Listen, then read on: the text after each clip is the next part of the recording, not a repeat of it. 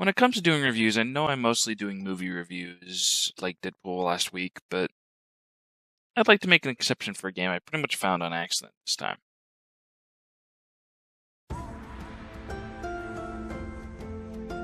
Moonlighter is one of those games that I've seen a few streamers and YouTubers play, and I figured I'd buy the game because of that. When I bought the game, I noticed, hey, there's not too much info or many guides on this, so in the interest of time and keeping this beginning part short, I'll explain what Moonlighter is to all of you. If you've played the game, well, maybe this video will give you a few more pointers that you may not have known yet. Alright, let's dive in.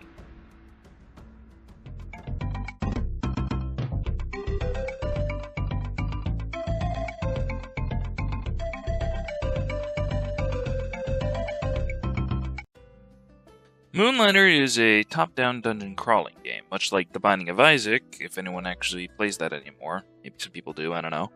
Where the floors are generated randomly via the in-game engine. However, unlike most roguelike top-down games, like Enter the Gungeon and Isaac, and pretty much every indie game from some time back in the early 2010s to now, the game doesn't force you back to the beginning of every run. Instead, the game is about rebuilding your town and building enough wealth to buy gear to survive the deep, dark dungeons. Of course, technically the dungeons aren't that deep and or dark, but you get the idea.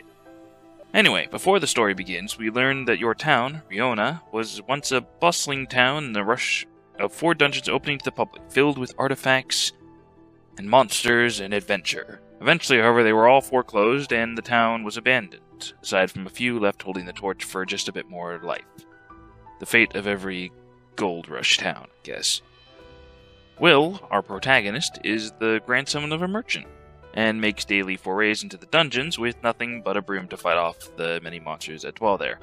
On one of these forays, he gets nearly killed, and your great uncle eventually pulls you out of the dungeons, and helps you get back on your feet, mostly by giving you a new weapon, and then just kind of letting you roam as you want.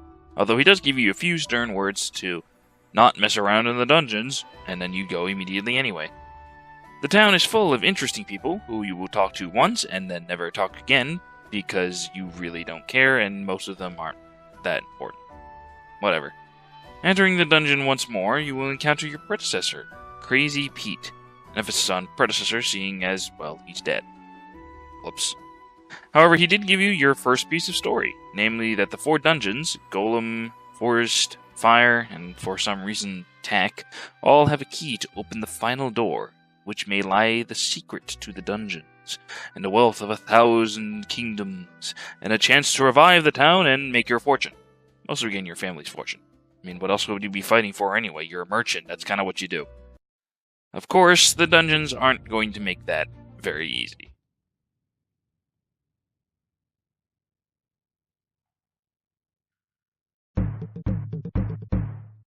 As the tutorial will show you, this is a game that does not mess around. You only have 100 HP in the beginning and normally no way to restore it.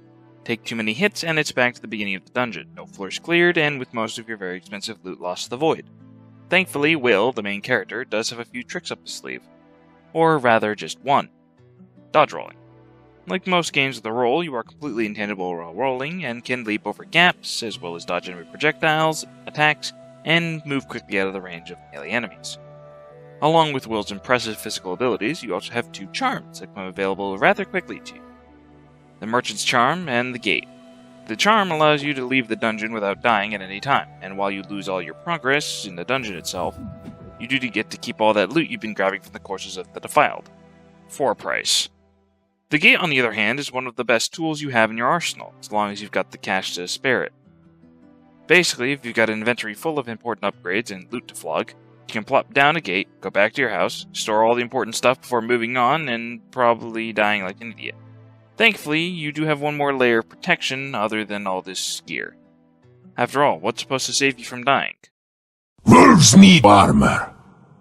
Early on, after getting a little bit of cash, you can bring in both a blacksmith and a witch into your sleepy little town. There's one step forward to bringing back the town to its full former glory. They'll sell you armor, and enchant your equipment, and of course, sell you potions. War material isn't a price, of course. Can't do it for free. The rub, of course, that most of these items are what lets you even enter the dungeon and push back the monsters in the first place. Dying too quickly? Grab some armor. Not doing enough damage to that one enemy that keeps taking way too many hits? Buy a better weapon.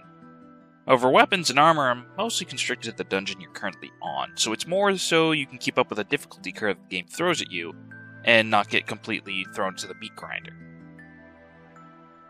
The Witch Axe is another upgrade path, but it's a double-edged sword. Depending on where you are in the game, enchantments cost as much as a whole new item of gear, and only give small amounts of damage to normal weapons. Armor, however, is different, since upgrading armor allows it to absorb more damage and is pretty much always worth it, since armor is always harder to upgrade than your weapon, depending on the armor you use. So, just as a rule of thumb, upgrade your armor, then upgrade your weapons. If you want to, anyway. There's 3 types of armor: cloth, iron, and steel. Cloth is weaker than iron, but lets you move faster, and steel is stronger, but also makes you move the crawl with the full set. Mixing the 3 sets can give you some benefit, but I'm mostly stuck to cloth and steel chestplate. It's a good balance between the 2 sets. While the issue of moving slow might not seem like a big problem, speed also determines your roll speed, which means it's much harder to dodge certain attacks and nearly impossible to dodge some of the faster enemies. So while the extra health might seem great, honestly, it might be better to go with the full cloth gear, or just go fast all the time. That might seem like a lot to wrap your head around, but there's also weapons to choose from as well. You can choose from 5: the sword and shield, the big sword, a spear, some claws, and the bow. Actually, there's really 4, since you can hold 2 weapons at once, and the bow is probably going to be your second weapon of choice for the whole game. Personally, I stuck with the big sword, mostly because the damage is so high, and also because its spin attack has a bunch of invincibility frames. I use that maliciously. Over upgrades and weapons cost money, and monsters don't actually drop money in the dungeons, they just drop stuff from their corpse. So how does one get said money? Well, that's the main drawing point of Moonlighter, and kinda why the whole game was made. Capitalism!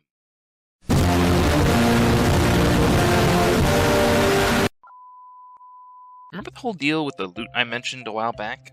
Well, unlike other games, where enemies drop gold straight from the United Monster Bank, they instead drop artifacts. However, you don't go to the nearest pawn shop to pawn these off to whoever will buy them. You bring them back to your shop, and set the price for them, and proceed to sell them to the ungrateful peasants that always come back and refuse to pay anything good for the corpses of the monsters I just fought to the death with. What fun! Granted, as you increase the size of your shop and the value of your wares, you'll start feeling a little better. But starting as a merchant can be difficult. I think this is a good thing. Don't ever look up the prices for items in this game, you'll be spoiling yourself, honestly. Finding out the right prices for items after seeing a customer's reaction to that find will fill you with new satisfaction, and give you a good bit of cash, since Moonlighter rewards you for being a good merchant. Sell items at the right price, and you'll become more popular, meaning you can sell them at a slightly higher price each time. Sell too many, though, or sell them at inflated prices, and the popularity will go down. And people will stop paying you for that stack of sticks you put on the market for $300. It makes a nice balance, and adds the combat and the dungeon crawling in a good way, since it incentivizes you to find the most expensive items, but also means the items you get for weapon and armor upgrades can be sold instead for lots of cash. Shop upgrades give you more room to sell your spoils, and let you put decoration on the walls to incentivize people to either tip you more, or dissuade thieves from stealing the most valuable items in your shop. You get said decorations from this guy. Get them as soon as possible. Even so, keep on your toes. Thieves are everywhere. The running of the shop is one of the most fun parts in the game, honestly. Seeing happy customers and that big fat stack of gold will make you a happy camper. You can even take your extra gold and buy a banker, who will take all your money and then invest it. He's terrible. Don't ever do this. Don't even buy him. I don't know why I bought him. He's terrible. Of course, now that you've got gold, weapons, and enchantments, you're ready to plunge into this dungeon, right? Well...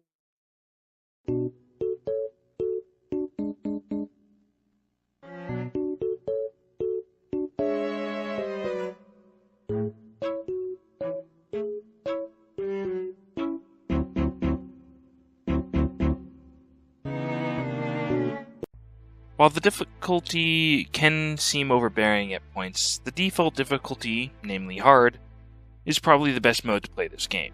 Normal gets trivial real fast, and very hard is just kind of grindy. Which is why, other than difficulty, learning the dungeons is the easiest way to progress in the game. Which is why I'm here to help you with that. To fight the abyss, one must know it. In your treks into the dungeons, you'll notice often that there are these sparkling pits scattered around. Normally, pits aren't very dangerous, just don't run into them and you should be fine. However, when you see a sparkle, jump down and throw yourself into the void. Inside these pits, you'll find various secret rooms. Some have a bunch of items on the floor with extremely large bags for some reason. Some are arena areas that let you spawn enemies that let you loot extremely rare loot. And some have chests that let you send your entire inventory back to town so you can go back and loot more corpses. Another secret room exists, but it's kinda rare, and not really worth it. A single pedestal with a history of the dungeon, sitting in place with nothing surrounding it. Do not pick it up. Instead, replace it with a garbage item, like some slime. The other secrets are profitable as well, as every time you complete a full arena, you'll find your inventory is filled to the brim with extremely expensive items, and you'll be happy you did so. Seriously, look at all this gold. Here comes the money. Here we go. Money talk. Here comes the money. Money, money, money. Dollar, dollar. Dollar, dollar. As for the dungeons themselves, they're mostly very similar in terms of design. Rooms are basically the same throughout the dungeons, aside from a few basic themes. Golem Dungeon has a theme of a ruined city, the Forest Dungeon has, well, a forest theme, and the Fire Dungeon is more in tune with the Sand Kingdom, firebending nomads. The Tech Dungeon is just a factory full of robots, for some reason. It's kinda not in the same tone as the rest of the game. But the enemies change from dungeon to dungeon. Golems have high defense and need to be stunned before being hit. The Forest Dungeon has lots of poison and range enemies, the Fire Dungeon has basically whiz robes and rolling tanks, and the Tech Dungeon has enemies that take off nearly half your health bar in one hit if you don't have the right gear. Sounds fun. Honestly though, most of the enemies aren't the real problem. Aside from mimics.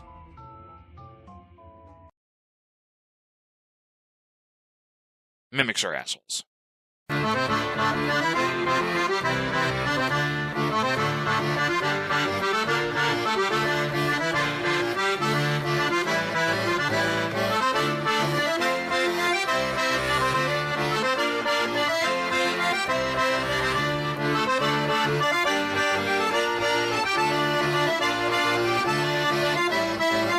Return you now to your regularly scheduled program.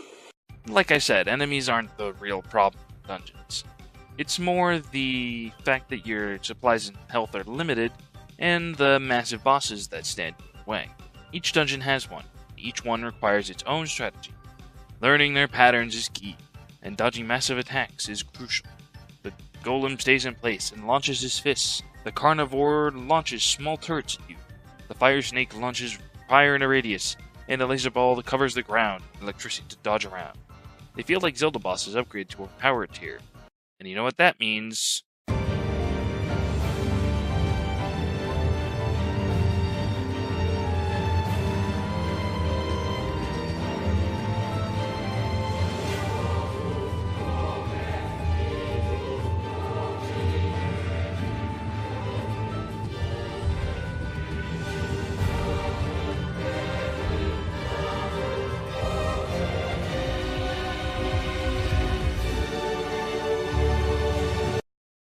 Alright, fine. They do feel balanced and fair, though, as well as fun to learn the patterns of. Or, of course, you can just upgrade your armor, get 5 potions way above your normal pay grade, and just master attack if you really, really want to. I grow by degrees. In the interest of time, I'll be condensing these last few points into 1 or 2 sentences each. They're more minor tips than anything else, but they're helpful. Hint number 1. You can read journals in the dungeon for more knowledge on the dungeon itself and Crazy Pete. Hint number 2. Looking at the compendium can give you a hint on the current price of certain items, as well as give you a little tidbit of lore. Hint number 3. Remember always that you can TP back to base whenever you want if your health is low enough and your inventory is full. You can always come back to the dungeon later. Hint number 4. Never sit around in a dungeon unless you want to die by a green sloppy ghost. Hint number 5. Break all the skeletons for potions and extra gear to either sell to warriors or use for yourself.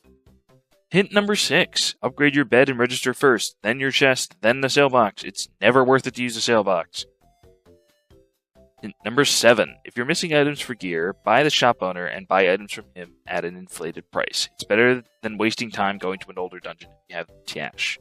Hint number 8. Putting items in glass cases means only rich people with big wallets will buy them, meaning more tips, but rich people are rare. Hint number 9. Don't change an item price while someone's holding it. Hint number 10. Your assistant will eventually help you run the shop in your stead, but you won't ever do this because it has a price tag. Hint number 11. Don't use the shield and sword. It's useless. Use the gate before a boss to resupply if you're low on health, end potions, and feel confident. That's hint number 12. Hint number 13. Mimics can easily be killed if they're gold due to their AI being broken. Any more? No? Good. Here comes the boss.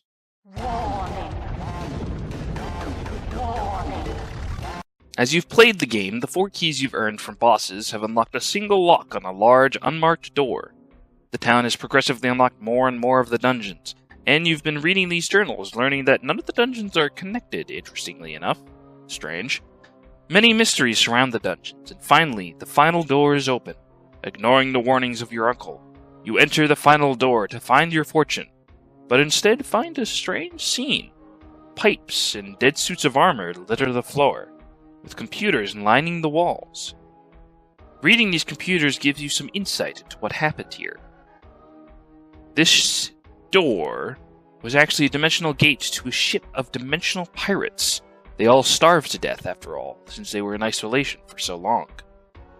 They were caught by the Galactic Police and forced into running, with the cops on their tail. They hid away on your planet. No wonder none of the dungeons were connected. They were holes to other dimensions to rob them. The bosses were put there by the people in the dungeons in order to fight off the pirates. Wait, does that make you a criminal? Oops. Well, maybe we can fix this. At the end of the hall, there lies a pit. Descend into the void, and face the ultimate evil. After all, that is not dead which can eternal lie, and with strange eons, even death may die. Nah, it's just some space pirate dude. However, he is the final boss of the game, and he hits hard. He's able to 3-shot anyone who doesn't have the best armor in the game, and he took me a few tries. Although I did find this one glitch.